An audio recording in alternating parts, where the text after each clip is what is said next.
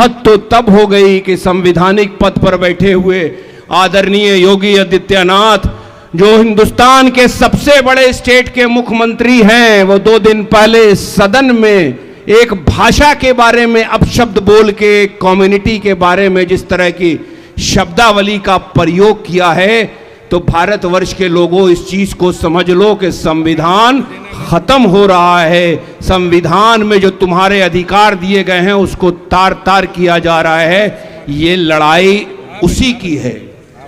हमारे नेता हम सब की आवाज, हर मजलूमों की आवाज, हर ज्वलित मुद्दे पे सड़क से लेके सदन तक अपनी नज्म और अपने वक्तव्य से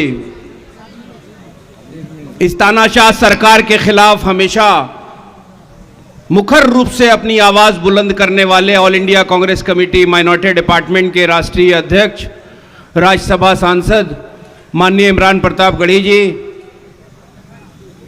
मंच पर उपस्थित पश्चिमी और पूर्वी चंपारण के कांग्रेस कमेटी के सम्मानित अध्यक्ष जी, अल्पसंख्यक विभाग के वाइस चेयरमैन जनाब वसी अहमद साहब, हमारे सम्मानित अध्यक्ष अमजद अली जी, कार्यकारी अध्यक्ष शम्स आगाज जी, तुफैल साहब, अबू बकर साहब, फैयाज साहब, इरशाद साहब, मदन मोहन तिवारी जी, हमारे साथ कन्याकुमारी से कश्मीर तक साथ चलने वाले रीगा के पूर्व विधायक अमित कुमार टुन्ना जी और कांग्रेस पार्टी के तमाम सम्मानित नेता,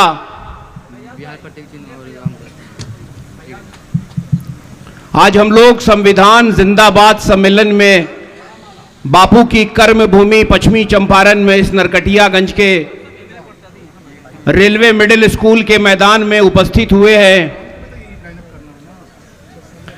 सरदार भी तुम्ही हो, लश्कर भी तुम्हारा है, तुम झूठ को सच लिख दो, अखबार भी तुम्हारा है। यही हाल इस हिंदुस्तान का पिछले 10 साल से हो रहा है। तमाम संवैधानिक संस्थानों पर नरेंद्र मोदी के नेतृत्व में जो सरकार चल रही है उसने कब्जा कर लिया है। लोकतंत्र का चौथा स्तंभ जिसका काम है सत्ता से सवाल करना, वो सत्ता से सवाल नहीं बल्कि विपक्ष से सवाल करने लगा। न बेरोजगारी पे चर्चा, न शिक्षा पे चर्चा, न मां बहन की इज्जत का कोई सवाल हो, न महंगाई पे कोई चर्चा हो। पूरे मुल्क के ताना बाना को बिगाड़ के नफरत की एक अफीम चटा के आदरणीय मोदी जी ने पूरे हिंदुस्तान की जो हमारी साझी विरासत और साझी संस्कृति जिसकी दुहाई पूरी दुनिया में दी जाती थी उसको खत्म कर दिया। तो जब कोई रास्ता ना दिखा तो 21वीं सदी के सच्चे गांधी ने प्रण लिया कि हम कन्याकुमारी से कश्मीर चलेंगे और इस मुल्क से नफरत को खत्म करने की कोशिश करेंगे, तभी राजनीति मुद्दे पे आएगी।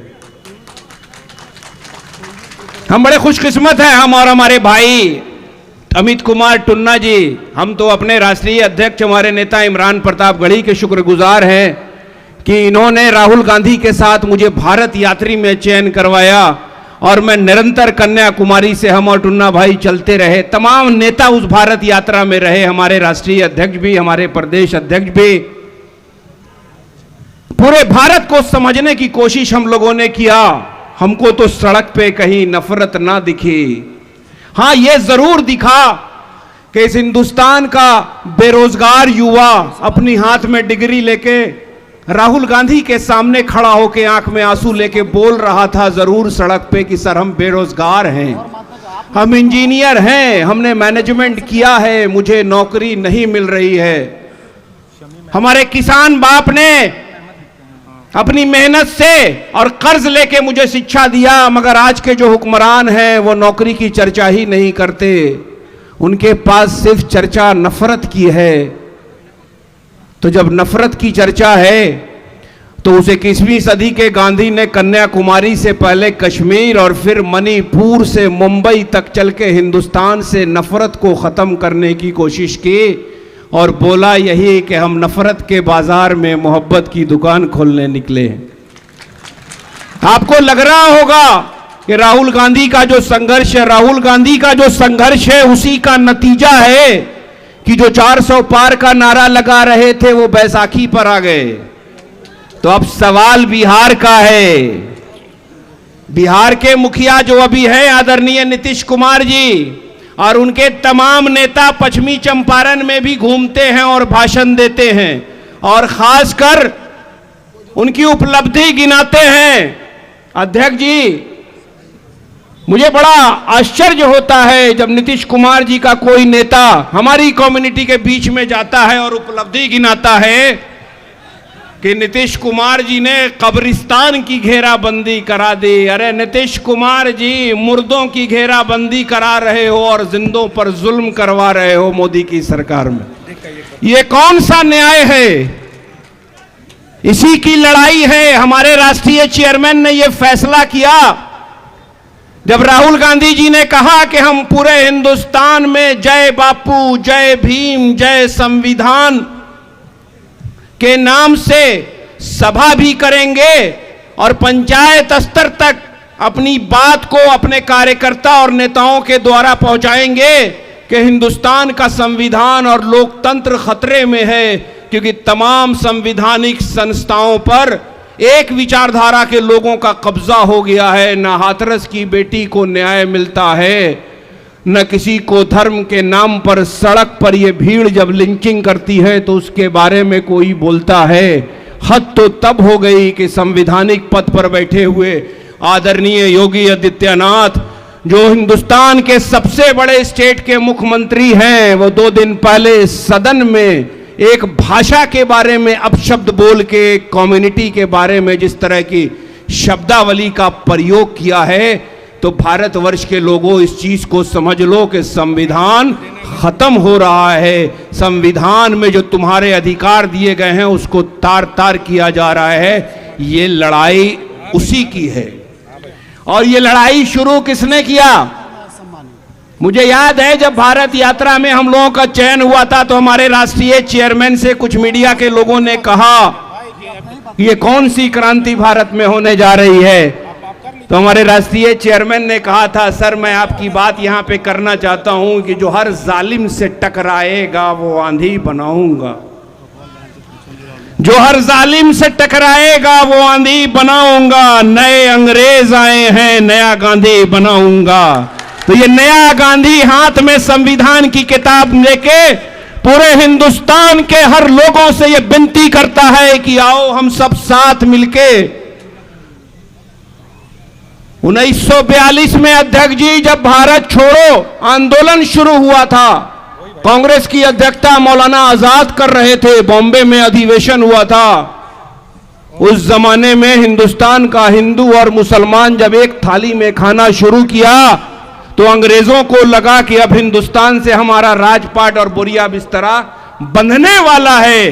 तो ये नया गांधी जो आए हैं इनके ऊपर भी वही दायित्व है, क्योंकि बापू की कर्म भूमि से हमारे राष्ट्रीय चेयरमैन संविधान जिंदाबाद सम्मेलन कर रहे हैं, क्योंकि मुल्क की आजादी बापू के नेतृत्व में मिली और संविधान 26 जनवरी 1950 को पटल पे रखा गया। मगर जब बाबा साहब भीमराव अंबेडकर संविधान को पटल पे रख रहे थे तो उन्होंने कहा था संविधान तो बहुत सुंदर है, इसमें भारत के हर वर्ग के लोगों को अधिकार मिला है, मगर ये डिपेंड करता है कि उसके लागू करने वाले लोग कौन सी विचारधारा के होते हैं। तो दुर्भाग्य है इस मुल्क का कि जिन्होंने संविधान का विरोध किया, जिन्होंने तिरंगे का विरोध किया, वही विचारधारा के लोग आज बरसरे इख्तिदार हिंदुस्तान की कुर्सी पर बैठे हैं। न रोजगार की बात करते, न महंगाई की बात करते, न मां बहन को न्याय दिलाने की बात करते, न किसानों का सम्मान करते, न समाज के किसी वर्ग के अधिकार की बात करते, सिर्फ नफरत की बात करते हैं और मुल्क को आर्थिक गुलामी की तरफ ले जा रहे हैं। इसलिए नरकटियागंज के लोगों और पश्चिमी चंपारण के लोगों, हमारे सम्मानित अध्यक्ष डॉक्टर अखिलेश प्रसाद सिंह जी और माननीय सांसद और हमारे राष्ट्रीय अध्यक्ष इमरान प्रताप गढ़ी जी का अभी आपने वक्तव्य सुना होगा। दोनों राज्यसभा के सम्मानित सदस्य हैं और दोनों ने मुखर रूप से जो बजट पेश किया गया उसके ऊपर जो अपनी बात रखी है, बिहार से सौतेला व्यवहार हो रहा है, बिहार को लेबर उद्योग बना दिया गया है। हम लोग जब भारत यात्रा में चल रहे थे तो कन्याकुमारी से कश्मीर तक सड़क पर बिहारी मिलते थे। कोई रिक्शा चला रहा है, कोई मजदूरी का काम कर रहा है, यहां कोई रोजगार की व्यवस्था नहीं है। वही बिहार था जो बिहार के पहले मुख्यमंत्री श्री बाबू के नेतृत्व में सबसे डेवलप स्टेट कहा जाता था, क्योंकि वो कांग्रेस की सुंदर विचारधारा की सरकार थी जो आम नागरिक को अधिकार देने की बात करती थी, जिसकी आइडियोलॉजी सेकुलर और प्रोग्रेसिव है। इसलिए भाई हम अपनी बात यहां इसलिए खत्म करना चाहते हैं कि हमारे नेता लोग यहां हैं। हम आप तमाम लोगों से सिर्फ ये हाथ जोड़ के विनती करते हैं, जो पहले गांव में संजय और सलीम में मोहब्बत थी, कोई भेदभाव नहीं था, हम दीपावली होली ईद सब मिलके मनाते थे, उस तरह के भारत की कल्पना हमारे पूर्वजों ने की थी, जिन्होंने अपनी जान की आहुति देके अंग्रेजों से इस मुल्क को आजाद कराया था। आप तमाम लोगों को यहां वचनबद्ध होना होगा, कसम खाना होगा कि नफरत को नफरत से कभी नहीं मिटाया जाता, नफरत को हम अपने मोहब्बत से खत्म कर देंगे। और ये जो मोहब्बत का अलंबरदार जिसका नाम राहुल गांधी है, जो हिंदुस्तान को बचाने की लड़ाई, हिंदुस्तान के संविधान और लोकतंत्र की बचाने की लड़ाई लड़ रहे हैं, उन्हीं के अनुयायी इमरान प्रताप गढ़ी जी हैं और हमारे सम्मानित बिहार प्रदेश के अध्यक्ष डॉक्टर अखिलेश प्रसाद सिंह जी हैं। हम तमाम लोगों को इनकी विचारधारा को और इनके साथ बिहार के संगठन को मजबूत करना है, कांग्रेस को मजबूत करना है। जिस दिन कांग्रेस मजबूत होगी और कांग्रेस गठबंधन की सरकार होगी बिहार में, तो बिहार का फिर से पुनर्निर्माण होगा, समाज के हर वर्ग को न्याय मिलेगा।